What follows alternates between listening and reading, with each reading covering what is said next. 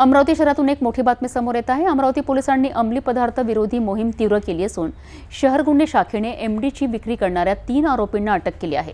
त्यांच्याकडून मोठ्या प्रमाणात ड्रग्ज जप्त करण्यात आले आहेत। अमरावती शहर गुन्हे शाखेने अंमली पदार्थ माफियांच्या विरोधात मोठी कारवाई केली आहे।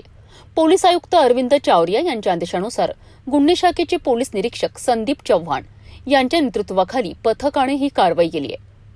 गुप्त माहिती मिळाल्यानंतर पोलिसांनी पंचवटी चौकातील हॉटेल रोशनी समोर सापळा रचला। एका ऑटो रिक्षातून 3 संशयित व्यक्ती येत असल्याची माहिती पोलिसांना मिळाली होती। पोलिसांनी सापळा रचून अब्दुल राकीब अब्दुल राझिक, अब्दुल नासिर अब्दुल रहीम आणि सय्यद रजा सय्यद जहूर या तिघांना ताब्यात घेतले।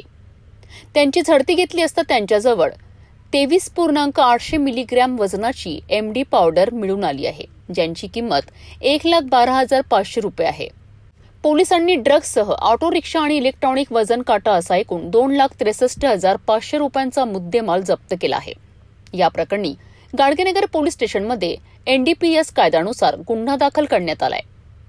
अटक केलेल्या आरोपींनी हे ड्रग्ज कुठून आणलेत याचा पुढील तपास सुरू असून या रॅकेटमधील आणखी आरोपींना लवकरच अटक करण्यात येईल अशी माहिती पोलिसांनी दिली आहे।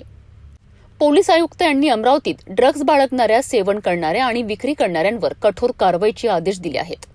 ड्रग्ज विरोधी ही मोहीम अशीच सुरू राहणार असल्याचं पोलिसांनी स्पष्ट केलं आहे।